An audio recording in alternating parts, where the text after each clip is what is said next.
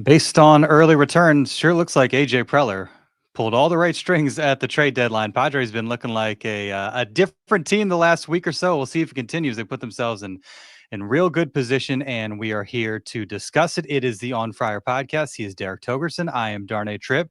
How do we find you on this warm Thursday afternoon, Derek? Warm. That's a very good way of putting it. Yes, warm out at Wave FC practice. Even in Del Mar, we got the wind, the breeze blowing in off the ocean. We're still like, God, it's hot.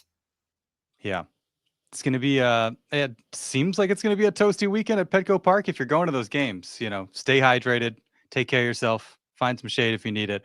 But should be an awesome series as well. I mean, you got two playoff looking teams going head to head, and Jarren Duran at Petco Park, just as we all expected him to be around this time of year, but still, of course, in a Boston Red Sox uniform.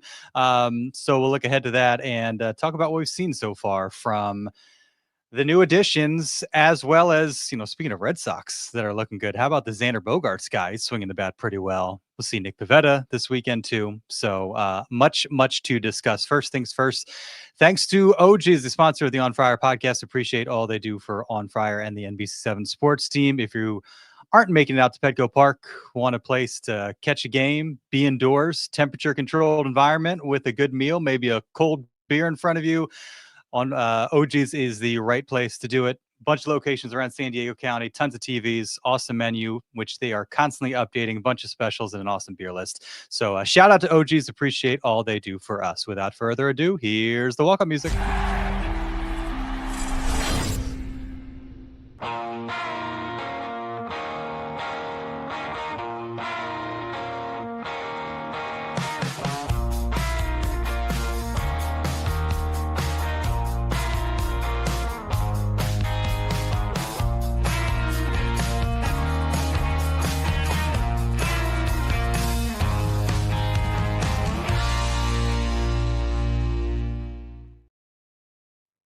It is the On Friar podcast brought to you by NBC7 with Derek Togerson. I am Darnay Tripp, joining you on a Thursday afternoon after a series win over the Arizona Diamondbacks, which was capped with two very impressive wins, a grinded out type of affair on Tuesday, and then some late fireworks on Wednesday to take down the D-backs. Perhaps games they might have turned out differently at different points of this season, but this is looking like a well-rounded team that can hurt you in a bunch of different ways. I guess that's a good way to start, Derek. What has been your early takeaways from this post-trade deadline version of the 2025 San Diego Padres? It's World Series. I mean, it's all there's to it. I mean, this team has no holes. It's the best team of all time. They've assembled the absolute juggernaut in the National League. It's everything was good so far. Mason Miller had the one little hiccup, but here comes Robert Suarez to back him up. It's been great. Ramon Laureano has been fantastic offensively and defensively, and Nick O'Hearn finally made his presence felt with the bats. JP Sears had the one start. You could tell that he was in a hitter's park, and he and Fermin were having trouble kind of getting on the same page. And that is both guys working with each other for the first time, and they haven't had a chance really to talk even all that much. So Sears is going to be just fine. Nestor Cortes came back and looked, like Nestor Cortes. You would hope that he would look after being out that long. It's just everybody who has come over has looked like they belong here. It's all working out swimmingly. So, I mean, I like it. I like it a lot. And again, this team that we talked about length in the lineup, and there was that small sample size against the Cardinals where we saw it. Well, that sample size got larger when we saw it again in Arizona against the Diamondbacks. So everything seems to be working as planned thus far. Yeah, I think I assume it was to AC O'Hearn saying that this is the deepest lineup that he's ever been a part of. Now, I don't know what the lineups have looked like through, Ryan O'Hearn's history. But, he was in a pretty good Orioles lineup last year. With the Gunnar Hendersons of the world and the Cedric Mullinses. And this is, and he was also with the Rangers for a while when they signed Corey Seager. And they had Adolis Garcia, and so he's been part of some pretty decent lineups. Marcus Semien, it's not too bad. There you go. And, as far as JP Sears goes, like, look, we're probably not going to evaluate that trade based on what JP Sears ends up doing unless he turns into like an ace or like a number 2, number 3 type of starter. But I don't know if that was ever the expectation for a guy we didn't know much about or maybe didn't even hear of before that particular deal. And so, look, that's going to come down to Mason Miller being Mason Miller, whether as a closer or potentially as a starter. And like you said, hardest thrown pitch that ever resulted in a home run, I guess, in the ball tracking era since 2008, that homer from Lourdes Gurriel. But then comes back and looks awesome last night to close things out. The slider, which you've mentioned, finishing things off with the heater. That's why they brought him here. And isn't it funny that, like, on Wednesday, they add bullpen depth, maybe more than we thought they needed. And then they used every bit of that bullpen depth pretty much to salt away that win with the help of the bats, waking up there in the 11th inning. So that paying dividends kind of in a roundabout way, because obviously it was the homer off Mason Miller that sort of put them in that position. But having guys like Laureano, having a deeper lineup. We have seen that really pay off so far in the first week. Laureano's been that dude's incredible, and good to see O'Hearn in the lineup. I don't, for whatever reason, I don't know if it's Schilt just kind of when they, what was it on Tuesday when they had Manny Machado out of the lineup as a DH, it puts you in a tough spot where it's a little bit difficult to get O'Hearn in there. And I think at that particular game kind of spotlighted maybe some of the difficulty having 2 left-handed bats, he and Sheets, potential bench guys, the difficulty of getting those guys both in games based on kind of the different, defensive arrangements and all that. But it's good to see O'Hearn, good to see that swing. And it's just been a really fun week. And you feel like, okay, this is a team that could do some things similar to what we saw last couple months of last year. Yeah, and O'Hearn and Sheets are very similar profile hitters, right? They're going to lose a strikeout in there, not super high average guys. They've got a lot of pop. They have not had a whole lot of success with the left-handed pitching in their careers. In fact, Nick said that was the first home run he's hit off a lefty all season. It came against the Diamondbacks in the 9th inning on Wednesday night. So it's, but they're getting better against left-handed pitching, maybe undervalued against lefty on lefty. So again, they profile very similarly. Both the free agents, maybe one of them sticks around. But again, even if you have a redundancy with your player in the lineup, then if one of them's in the starting lineup that day, you got one of them on the bench. And that means you've got a pretty potent, dangerous left-handed bat coming off the bench later in games. So it's like, sometimes redundancy can be good. Like, you can never have enough guys doing 100 miles an hour. You can never have enough left-handed hitters with pop coming off your bench. I like the redundancy in this case. Lauren, our buddy, chiming in. Great to see you guys again. Out of all of Preller's amazing off seasons, I've never been as fired up as I am for this year. Really hoping this gives the Padres what they need to jump the Dodgers. They are now within 2 games of the Los Angeles Dodgers. 619 Cam, what's up, fellas? Newbies look good so far. Great to now have some options up and down the lineup. Thoughts on keeping Laureano in the 2 spot, dropping a rise after Bogey or O'Hearn? I wouldn't mind dropping Talia in the leadoff spot right about now either. Yeah. I mean, I do wonder, like, if you started from scratch, what that lineup would look like. And I don't think Mike Schilt is necessarily the blow it up and start from scratch type of guy. Like, as we've seen, he likes to kind of have his lineup or the way he uses the bullpen and kind of stick with that plan, maybe to a point where it can be frustrating for fans, like that loyalty to a specific player, what have you. But I was thinking about it. I don't know what game it was, either Tuesday or Wednesday. I think Tuesday. Like, what would you do if you just shuffled the decks and started from scratch just based on what you have right now? To your point, Derek, what you are or aren't getting from Fernando Tatis Jr., what you are getting from Xander Bogaerts, obviously the addition of Laureano and O'Hearn. It'd be an interesting experiment just to see, like, okay, if you rearrange things, what makes most sense right now? Because I don't know if what we've seen to this point would be the answer. Yeah, it might be kind of fun to tinker. And I kind of like tinkerers, like you, Darvish. I love him because he's always tinkering with stuff. I'm always tinkering in the garage with things like, will this work when I can build this with that and put this tool here? So I like the concept of the tinkering. less than 50 games left in the season. You can look at it one of two ways. Either A, we gotten this far, let's stick with what got us here. Or B, we got a lot of new pieces. And maybe we can try and put these pieces in different areas to see what really does click. The problem with that is if you do that too much, now you maybe have trouble going back to finding that formula that worked well for you to get you here in the first place. So I can see it from either side of the coin. And I agree with you completely that Mike Shildt is definitely not historically the kind who likes to go in and start making, big, bold swings and dramatically moving guys up and down the order willy-nilly. I think maybe you get in a game where if you're facing, you're not going to face them again, but the A's, the White Sox are coming up. Maybe something along those lines where you're like, okay, I've got Pavetta against the White Sox. We feel pretty good about this. Let's just see what we've got here. And, it's a great problem to have because you could look up and down the lineup and see guys that deserve to be at the top of the lineup or top 4 or 5. I mean, Arise certainly based on his history and his track record. I mean, 0 for 5 night last night. Laureano certainly based on early returns. Jackson Merrill, based on what we've seen from Jackson Merrill in his first year and a half in the bigs. Obviously, do not move him out of the cleanup spot right now. With how many runs he's driving in, he is right where he needs to be. Manny Machado, obviously, right there. O'Hearn, you could make a case. Xander Bogaerts, based on his last couple months, certainly could make a case.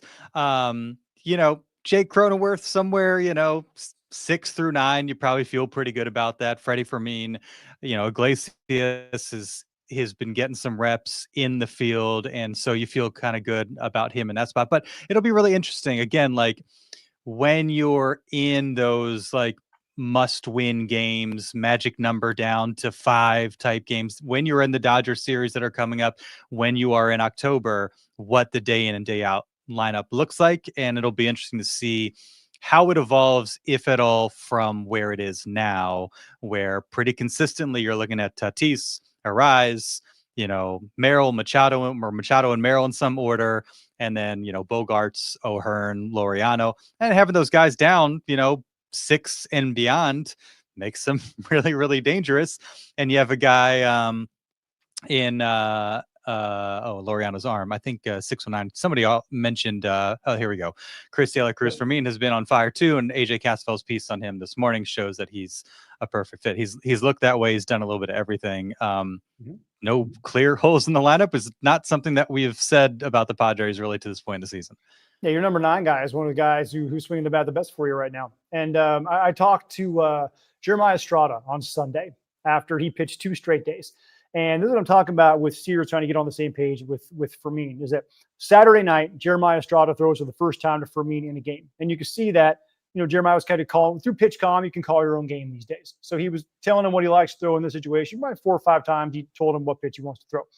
On Sunday afternoon, and Jeremiah made sure that he mentioned this specifically, he didn't shake once.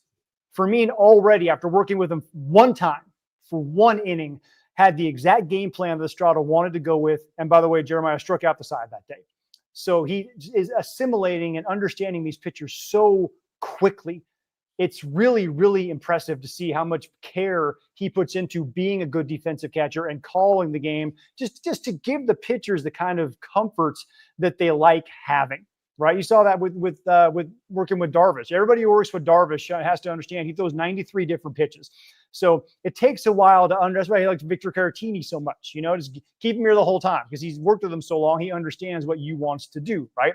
So anytime you work with Darvish for the first 3 or 4 times, it's going to take a little bit of a give and take with who's throwing him. It took Elias Diaz a while to learn him, and Maldonado and whoever else throws to him. So I really like the fact that kid learns as quickly as he does the pitchers that he has. And that's a really, really positive sign. And I mean, yeah, he just seems like, again, like the age, 30 years old, the fact that they have him for 4 years after this. He's shown the first time next year. Yeah. Okay. We've seen it with the bat. You mentioned kind of already establishing a relationship with some of the arms. Saw him throw out a runner the other night. Again, like you think of some of the recent catchers, like Austin O did a lot of really good things. Could not control the run game, did not have an arm. For me, and according to Baseball Savant, tied for the 8th best pop time to second base in Major League Baseball. that's an asset. And that's something that has been a struggle at points for this team. And you talk about winning on the margins and what makes a difference. And it's controlling those extra 90 feet and controlling what other teams do on the base pass that could make a difference in a series, in a pennant race, or at a division race, or what have you. And so to have a player like that, and now projecting forward to have him for a few years, it's really, really positive. And I'm excited to see kind of how that relationship builds with the pitching staff, because we've seen it with Noel, we've seen it with Higashioka. I was really hoping that they would bring in like a young guy who we could see it now for a few years going forward, and it seems like they have that guy, which is kind of fun. Yeah, it's awesome. It really is. And you know, as I said, with Ethan Salas, man, whenever he gets eventually Right. gets healthy and gets back, this is a really good bridge guy to Ethan Salas, and it kind of eases the strain on the organization to try and push him as hard as they did early in his career. You know, you can let the kid develop and come up at the age of 22 instead of trying to get him up here starting games when he's 19. It's a really nice dude to have, and yeah, he's 30 years old. It took him a little longer to get to the major leagues, but when he got here, he didn't play that many games because, as we said, Salvador Perez is a first ballot Hall of Famer. He basically, this guy, you're seeing now what his capability is, just not sitting behind a guy who was going to be in Cooperstown. It's a really cool story to see. Yeah. O'Hearn said, he just remembers seeing him in Kansas City, just spending so much time with Salvador, and they started calling him Mini Salvi. And so if you can have, there's a few guys, in Major League Baseball recent history, if you have Mini, that guy, you feel pretty good about having that guy in your clubhouse, because the guy that they are replicating is a legend in the game, one of the most respected dudes out there. Yadi Molina was the same way. Yep. Yeah. One of the things, and this is kind of, going off what Lauren and other guys are saying, just talking about AJ Preller's moves, it made me think, and it is probably too early to have this conversation, but what the heck? It feels like this could go down, and the Soto hater year is such like its own thing. But if you were to rank AJ Preller's trade deadlines, real potential for this to be number one or number two, if you consider just based on star power and getting guys like Soto and Hader in the building. If that's number one, I'm probably not going to put too much of a fight for you. But based on like plugging holes, the needs of this team, there being some long-term potential with some of these guys, there's a real case to be made, if what we're seeing continues to some degree, that this could end up being number one. I'll go ahead and put it at number one. I'll do it because simply, and I know the Padres into the National League Championship Series that year in 2022, and Josh Hader and Juan Soto were a big reason for that, as was Brandon Drury. They gave up a lot. They gave up a Mackenzie Gore, C.J. Abrams, a James Wood, who became Gore and Wood both became all-stars for the first time this year. Abrams has all-star caliber talent. Yarlin Susana is a guy who's already in the top 100 prospect. He's another guy who's like the throw-in in that deal. He's probably going to be a pretty darn good pitcher. They didn't give up nearly as much this time around. And they got these guys for so much longer. And as we saw, the big problem with Hader and Soto was they were bad clubhouse guys. As talented as they were, they did not ingratiate themselves to that clubhouse at all. These dudes have come in here and immediately, to a man, become clubhouse favorites. Like everybody likes these guys. They like being around them. They like playing with them. They're doing the little things. Mason Miller came here after being a closer. Was like, you need me in the 8th inning? Dude, let's do it. Fine. I'm here for you. I'm good. They checked their egos at the door, which is what the other guys were incapable of doing. And they're here and they're being better Padres for it. So I will say this, because AJ now has a full comprehension of how a clubhouse fits together, not just talents. This is the better trade deadline so far. Yeah, I mean, you make a great point there. Just the personality fits. There's no clunky Adam Frazier fit. It's like the baseball fit, the personality fit, the clubhouse fit. That's what jumped out to me meeting those guys on Friday, meeting O'Hearn, hearing him say, like, I'm going to show up, I'm going to work hard, do whatever, the team needs me to do. If you need me to pinch hit, DH, play in the field, I'm down for whatever. I just want to help the team win. Hearing the A+ reports on Freddie Fermin, which we've discussed, Ramon Laureano, just that kind of all business. I don't want to compare him to Tommy Pham, because there are some aspects of that comparison that might not be the most favorable, but just in terms of kind of like the quiet all business, clearly has like an edge, competitive nature to him. Like, he reminds me a bit of Tommy Pham from that standpoint, like very just short, to the point, didn't want to do a whole lot of talking, clearly about his business. And there's plenty of big personalities and good personalities on his team, like some grinders. We know Mike Schilt likes those types of grit.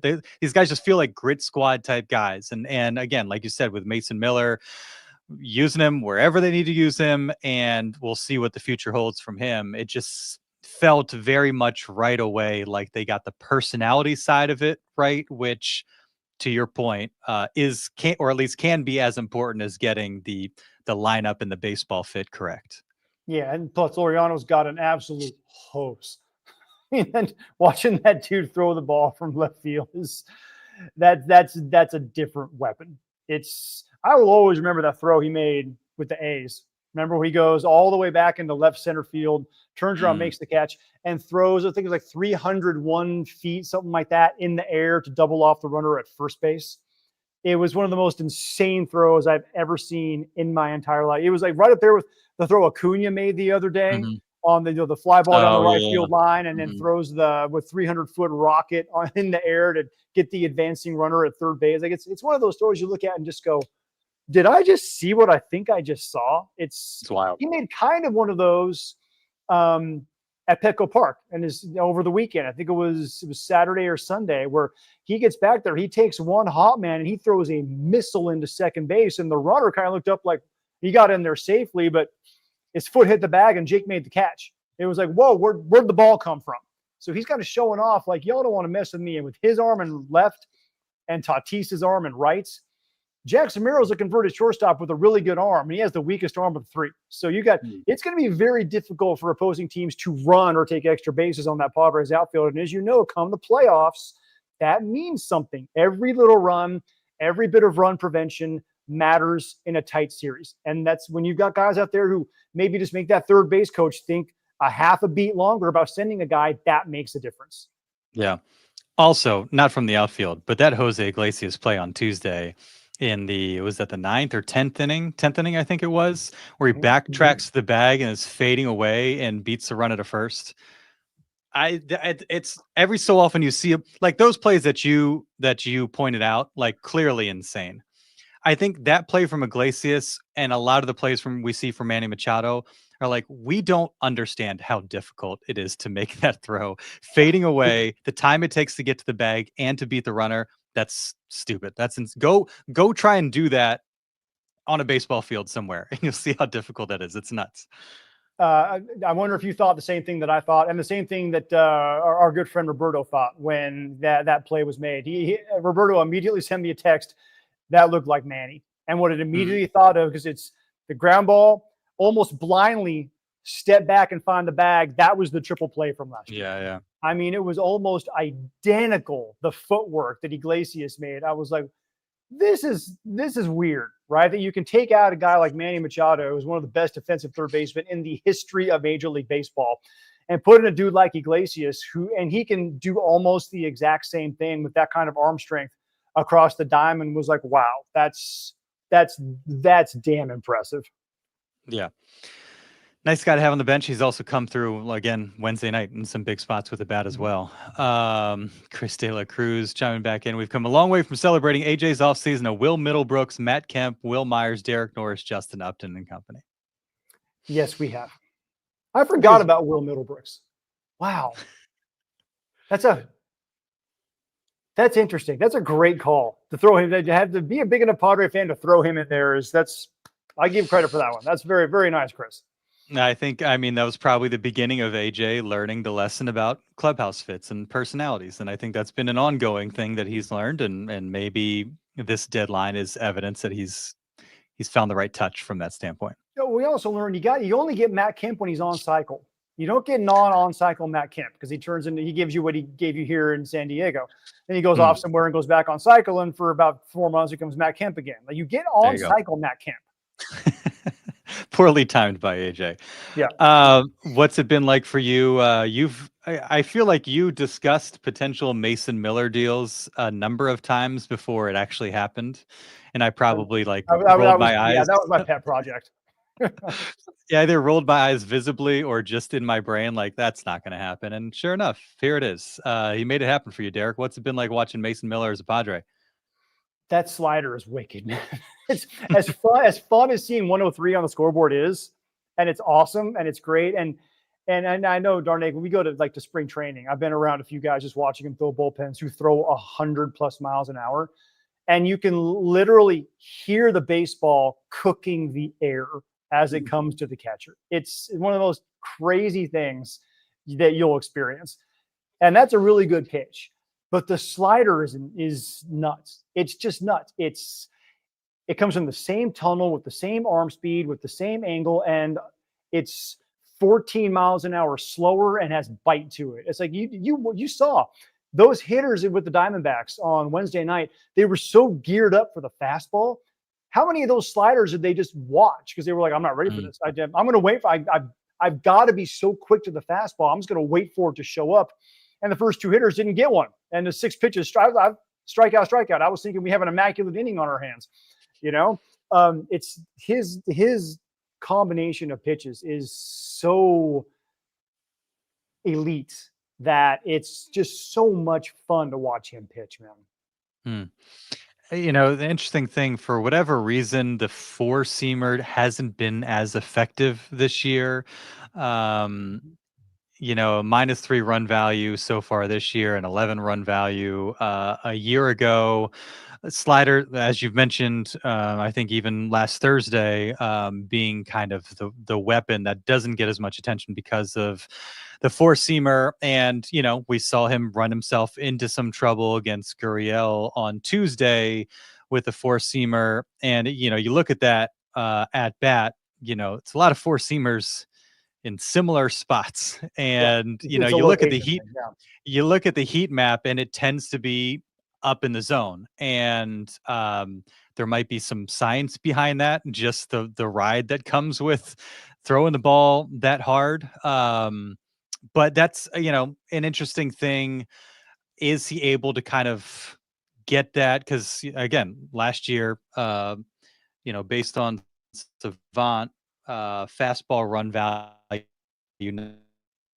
90th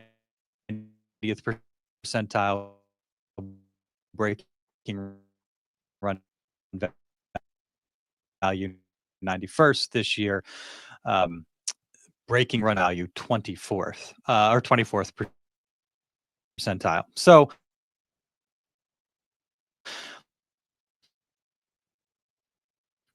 we're maybe but if we're talking about getting kind of the best version of Mason Miller, you obviously want that fastball humming the way it did maybe last year, more so compared to this year.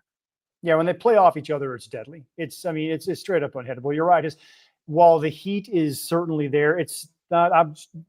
I haven't looked up the spin rate on it yet, or what kind of late life it has. But when you throw it that hard, sometimes it can, which is kind of weird because you are throwing it that hard, it can almost flatten out on you a little bit. So it doesn't have the same kind of late carry, because the difference between good spin rate and straight velocity. So straight velocity is the best maybe we've ever seen, up there with Aroldis Chapman in his prime. And the spin rate might not be getting to the same point where it's carrying higher in the strike zone. I know we just throw it up in the zone a lot. And there's a strategy to that because it is more difficult for hitters to get to high fastballs. So that's just a, most guys are not going to be able to get their hands to a higher fastball because it's more difficult for hitters to do. So that's just by design, right? Now, if you can figure out how to work all the way up and down and hit all 4 quadrants of that strike zone, then that's going to be, he'll be taken to an even another level. But it goes back to the old saying, it doesn't matter how hard a pitcher throws it. If he puts it in too much of the strike zone, major league hitters will figure out how to get to it. So he's got to throw that thing not right down the middle, or not right down the middle, even, upper strike zone. He's got to move that a little bit more to the corners or down, up and around, up and around here, pitch to the quadrants, to the edges of the strike zone. He's getting way too much of that strike zone with the fastball, even with that elite velocity. Then somebody's going to be able to barrel one up every now and again. And if anyone does barrel it up, it's gone. Because when you're throwing that hard, you get 78% of the barrel. That ball's flying out of the ballpark because it's coming in so hard. Yeah. His average spin rate on the four-seamer this year is 25.50. Last night it was 26 plus. So a little bit more on it last night. The Niebla effect already kicking in. Well, and that's the thing too. It's, how does he evolve as we see him get more time with Ruben Yabla? And that'll be a really interesting thing to watch if there is a role change for Mason Miller. But yeah, pitch mix, location. Do they work on some random? He's thrown a change up. Do they work on mixing that in a little bit as well?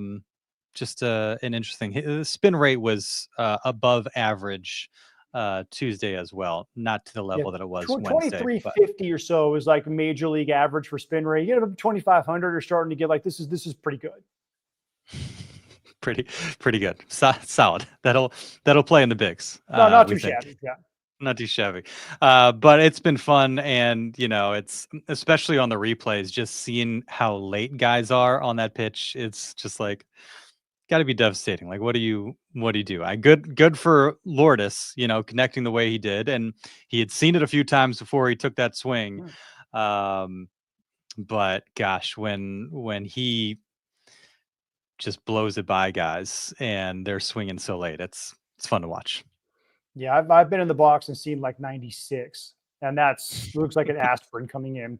I can imagine what 103 looks like. I mean, good Lord, that's just insane. Yeah, it is. Other things that have jumped out, those 2 home run swings by Xander Bogaerts the last 2 nights. 2 of the best swings he's taken all year, right? I thought after that one on Tuesday, now it was a 2-handed finish, so maybe that had something to do with it.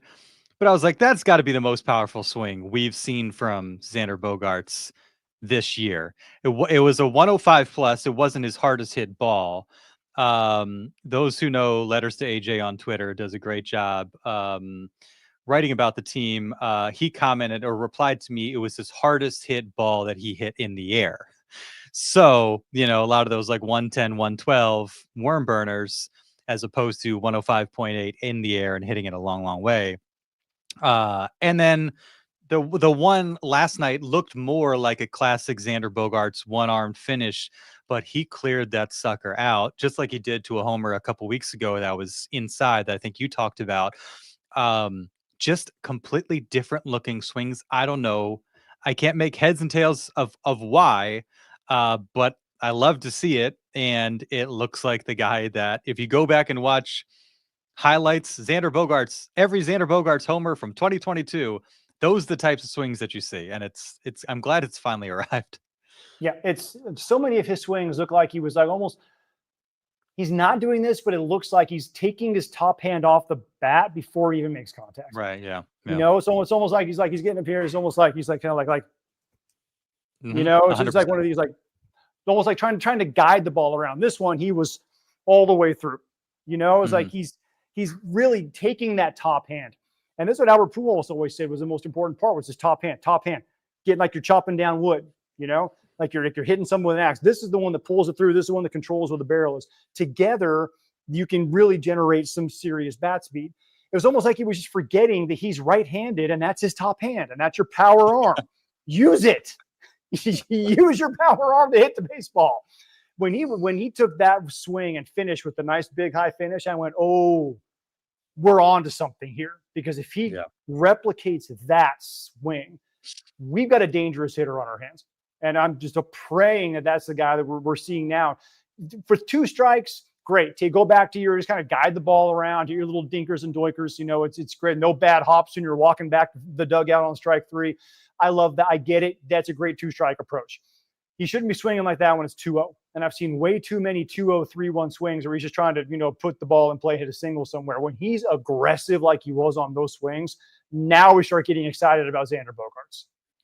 Yeah, and it does kind of make sense for a guy who's struggling, who's taking a lot of heat, who's not getting on base, not producing for this offense, that, maybe your remedy or what you hope is your remedy is just like, let me just make contact. Let me just do anything to make contact, put the ball in play and hope good things happen.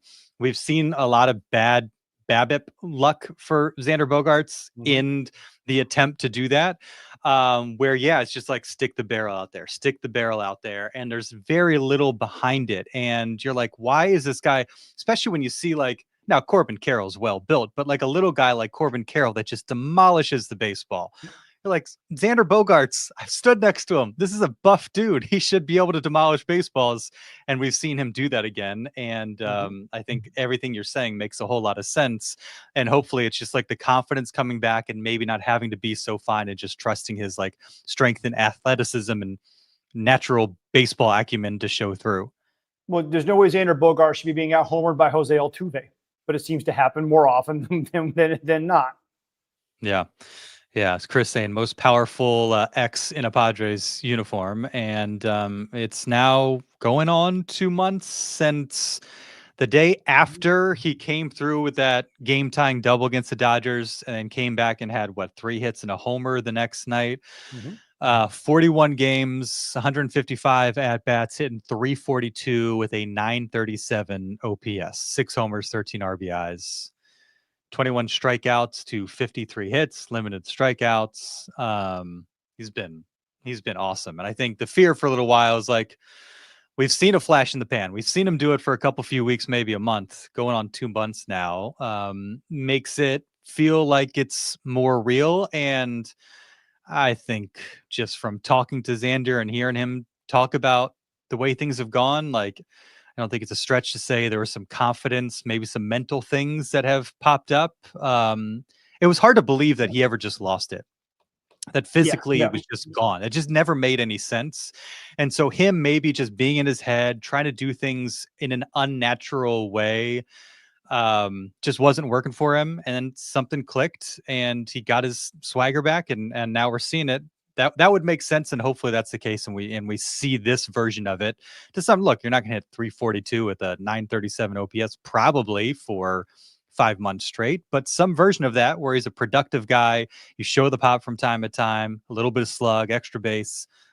I'll take that, and suddenly we're going to be moaning and complaining a whole lot less about $25 million a year. Yep, 25 doubles this year. I mean, on pace for 35 or so doubles. I'll take that all day. Has he been thrown out stealing yet? Once. 17 stolen bases, 1 caught stealing. Pretty good. He's picking his spots, man. Picking his spots. I don't think he'll get to 20 and 20, but that'd be 15 awesome and 20. I mean, another 11 homers in the last 50 games. I'd take it. A little less than 2 months. He's probably had, that number in a 2-month span in his career. It's probably in there somewhere. At Fenway Park, yes. Yeah. At Petco Park, maybe not so much, but you never know. You never know. He did seem to think, I remember him saying as a righty coming over, he felt like there might be some advantage to not having the green monster there anymore. Yeah, with his launch angles, and the Padres said this too. It was one of those where, look, he had so many doubles off that wall that would have, because they weren't high enough to get over, and should be carrying and would carry at Petco Park. And we haven't seen it all that much as of yet, but he's still young. He's only 31. That's right. Still in his athletic prime. I just love how it's like the deadline happens. Darvish came back right before the deadline, had that really, really good start. And then Michael King is returning on Saturday against the Boston Red Sox.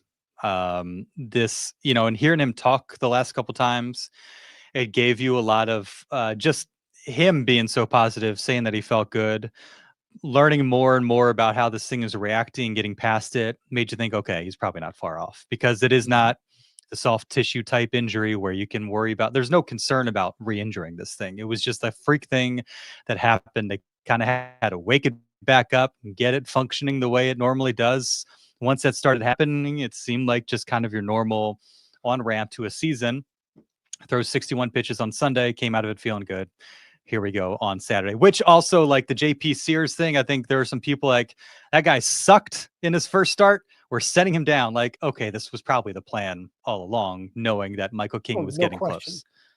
Yeah, no kidding. It was first thing. He's not even down because of performance or anything else. He's down because they got an off day coming. Well, we had an off day today. They don't need him for a while. He's got options. Send him down and keep another bullpen arm because Darvish may not be the guy who's going all that deep. Michael King is coming back and probably going to be in a pitch count on Saturday. So yeah, I mean it just makes all the sense in the world to send a guy down with options. It's not a performance thing. It's he will be back just until we need him. It's smarter to have a bullpen arm available and ready to go. Yeah, completely. And you're looking at King, you're looking at Darvish, Pivetta, Cease. Am I missing someone? Cortes? Pivetta, King, Cease against the Red Sox. This is what we wanted from the very beginning. Yeah. Yeah, but just having those 5 guys, and then you've got, for depth, you've got Sears, you've got Vasquez, who got sent down early in the week. Waldron's still out there.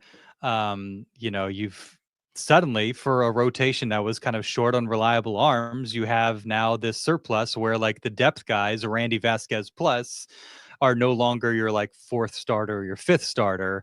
They're the guys kind of down, waiting for the opportunity, staying ready, and hopefully, hopefully the Padres aren't in a position where they necessarily need them, and the veteran guys that are the proven commodities can kind of carry this rotation the rest of the way.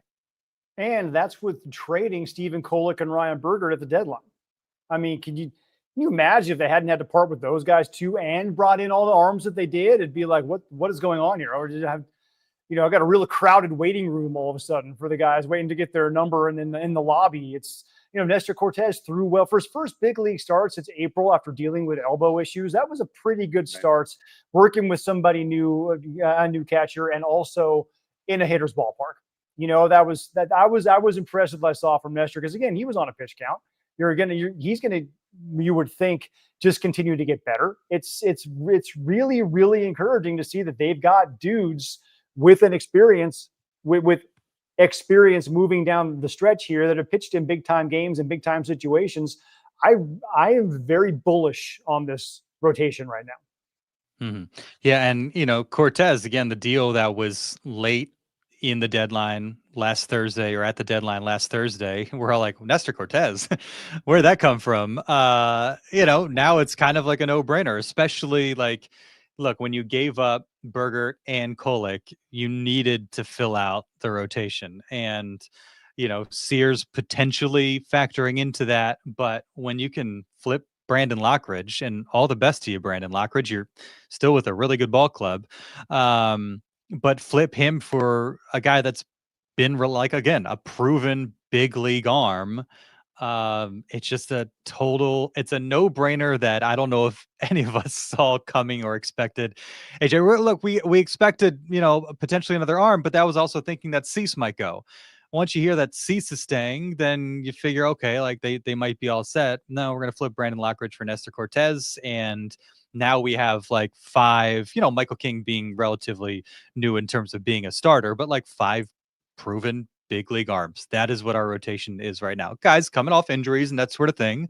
So maybe you need that depth, but that's there in reserve rather than having a rotation that finishes with Randy Vasquez and JP Sears. That's where, it could be a little bit tougher for you in a playoff race or a division race.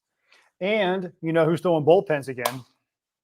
Joe Musgrove. Joe Musgrove is throwing bullpens again. What if, darn it? Should we go ahead and dream about this now? Why not? Why? Joe's dreaming about it, so why shouldn't we? Oh, Joe's definitely dreaming about it. It's what if about it. He comes in and throws an inning in the playoffs? I mean, it's how freaking great would that be? I mean, he's not going to start. He's not going to. Right. We can get that. Forget that. He can be. What if he's your 1 inning relief guy somewhere down the road? It's the only problem Joe is going to have is unless somebody gets hurt, there's really no need for bullpen depth with this team. So it would be you're putting him on the team just because he's ready and he's Joe Musgrove and he means so much to this club that you put him on there because he wants to be a guy who contributes to a potential World Series run. It'd be amazing. It'd be amazing. But imagine having another dude you can go to on the off chance somebody does get hurt or maybe just isn't effective or whatever it is. Hey, oh, by the way, for the next series, we're putting Joe Musgrove on the roster. Like that's your fallback plan. That would be pretty cool. You know, if it's David Morgan or Joe Musgrove. Right now, give me David Morgan. All right, Sean Reynolds or Joe Musgrove. Reynolds is throwing 98. It'd be one of those types of guys. Yeah, it's nuts. And oh, by the way, whatever that Point Loma Nazarene pitching lab is doing, I looked it up. There are 2 pitchers in Major League Baseball who've thrown 100 miles an hour this year who are not at least 6'2" or weigh 200 pounds. And they're Jeremiah Estrada and David Morgan. So what they're doing to generate velocity over there, I don't know, but it's pretty darn cool. Yeah, very cool. I wouldn't bet against a Joe Musgrove cameo in some way, shape, or form. The thing that I just keep thinking is I remember Joe saying last year, like, I feel like I rushed it a little bit. I think it was last year or was it the year before? Feeling like he rushed it a little bit. And he was so anxious from the toe to the shoulder after that rehab start in the spring and just wanting to get back so bad that maybe he wasn't fully right. And so you don't want to do that coming off of Tommy John. Now, in this case, you know, if you're in the role of a reliever coming out of the bullpen, you're not throwing 80 pitches, that sort of thing. And so maybe that helps mitigate it a little bit. And it's a nice little tune up, you know, to go into your off season and then build up for 2026. But I'm always going to have that in my head because Joe, I think for the life of him, can't help but push it, maybe push it more than he should. And that's where it's going to take the trainers and the doctors to say, sorry, bud, we know you want to do this. You're not ready. You're not going to be on the playoff roster. You're not going to be on the roster for the DS or what have you. But that's Joe. That's why we love him. He's a competitive guy. He's shooting for it. We'll see what happens. But there's a bit of concern. But at the same time, I wouldn't necessarily bet against the guy. Yeah, exactly. And it's nobody's ever going to bet against Joe Musgrove. But again, whose place does he take? You really can't make a case for him coming off an injury like that. For anybody else to deserve not being included, at least not right now. Somebody just falters and falls apart down the stretch, yeah, then we can have this conversation. But as of right now, the way this bullpen is constructed, good Lord, it is insanely good. Yeah. Big week ahead, Red Sox at Petco Park. Then they go to Oracle to face the Giants. And then Dodgers. I believe they are on the road at Dodger. I believe the first series is at Dodger Stadium, and the second is at Petco Park. Starting on Friday the 15th. Yeah, Friday. So yeah, Friday the 15th, 3 at Dodger Stadium. Then they've got 4 against the Giants here at Petco Park, and then 3 against the Dodgers. So back-to-back weekends, we're facing the Dodgers, first at Dodger Stadium, second at Petco Park. 2 games, as we discuss at the moment, separating the two. Padres closer to the Dodgers than they have been in about a couple months, and a big week ahead. I mean, look, you slump all of a sudden, you're looking at 4 or 5 games being the difference between the two teams going into this series, and that suddenly is a lot less compelling. I mean, it's still going to be really interesting, but Dodgers win a couple games in the series, you feel like, okay, that's it for the division. If you can stay within 2-3 games, maybe get it to 1 going into the first of those series, you have a chance to flip the division at Dodger Stadium or do so at Petco Park. And so that's my hope for this Padres team, as somebody who enjoys sports and enjoys rivalries and enjoys salty teams who are both really good, that have huge aspirations battling for something like division. I want to see this thing be as tight as possible going into, what'd you say, Friday the 15th? Yep. Because that's going to make it really, really fun if it's really all on the line, sitting there for the taking over the course of those 2 weekends. 13 straight games against the Giants and the Dodgers. This is what National League West baseball is all about. This is the battle for California, right? Like, this is it. This is it. It's going to be so much fun. And oh, by the way, then you get to go up to Seattle and try and sweep them to try and, at least pull even in the Vetter Cup. Yeah. Yeah, and against another playoff type team. Yeah. After the Red Sox, all these NOS games, then you have a reloaded or a stocked up Mariners team. And good for them, clearly trying to go for it. Got a lot of friends that are diehard Mariners fans have been wanting the team to invest, and they've dipped their toes in the water, and now they're going for it. So it's fun to see. Love that for Seattle, and that's going to be a really, really fun series. And yeah, And then a chance to after that, really yeah, chance to really put the Giants out of their misery the next couple weeks as well. They don't feel like they're really in it, but 5 out, like you could make sure you can do what they did to the Nationals last year and say, all right, it's been fun. Let me just usher you out. Play the yeah, bouncer. Your time here is done. Get out of here. yeah. Your playing dress up day is gone. Bye, bye. You're done. No more of this. After that, they have 3 in Minnesota. The Twins have quit. 3 at home against Baltimore. The Orioles have quit. 3 at the Rockies. The Rockies never started trying. 3 at home against the Reds, who you can, again, put them completely out of the wild card race in that series. 4 at home against the Rockies, who will basically be making plane reservations to go try and find vacation places. Then 3 in New York against the Mets. And this is right around the time of the schedule, Darnay, where we start to think we have clinching scenarios, right? As long as all these things start going well. Then 3 at the White Sox, 3 at home against the Brewers, and 3 at home against the Diamondbacks to finish out the season. Not like last year where it was Giants or no Diamondbacks and Dodgers over and over. Mm-hmm. Yeah. So that series, okay, was starting on the 29th, as big as those games against the division and the Mariners are going to be. And that's 16 straight games. Basically, right now it's 16, 19, including the Red Sox this weekend, 19 straight games against teams who are at least on the periphery of playoff contention, if not full-blown in it, because the Giants are in that situation. Then you have, let me see, 3, 6, 9, 13. You got 16 games, 16 out of 22 games against teams that are nowhere near contention, nor are they even trying.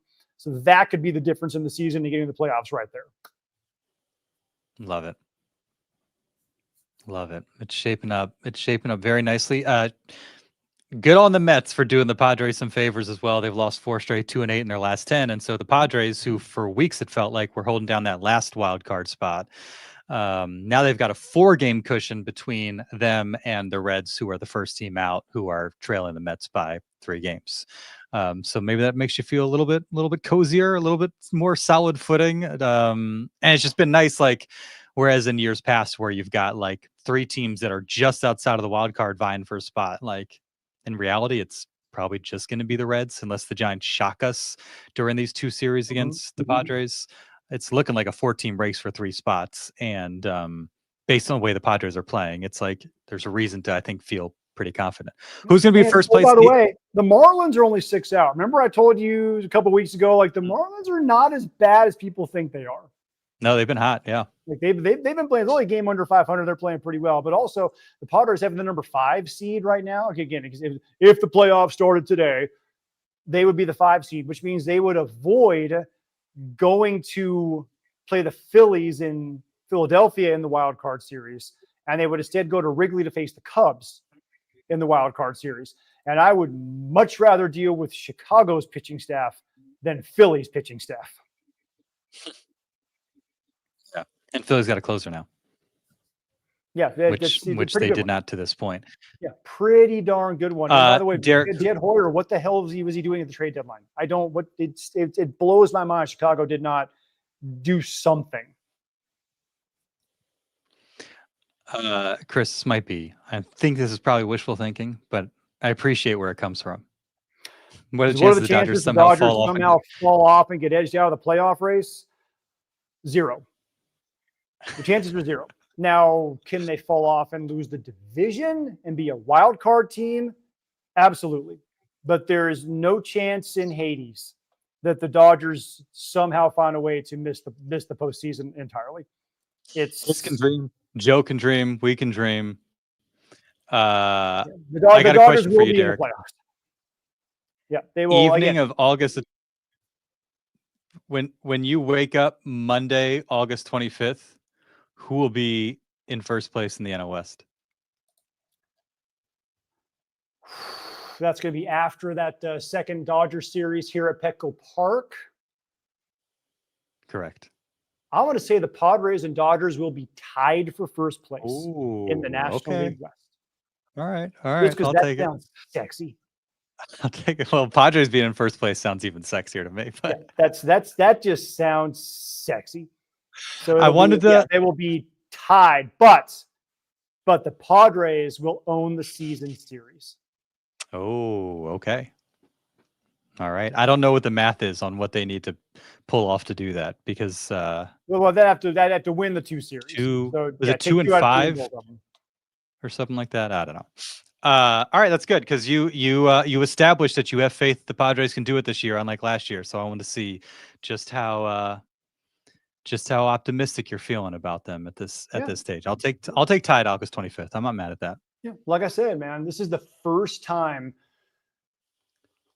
in a long time that I have been like, you know what, the Dodgers legitimately could get taken in the division. It's again, I'm still not going to predict it's going to happen. Snell's coming back. Eventually, Sasaki's coming back. It's their pitching staff's getting healthy. But still, it's like they've never been as vulnerable as they are right now.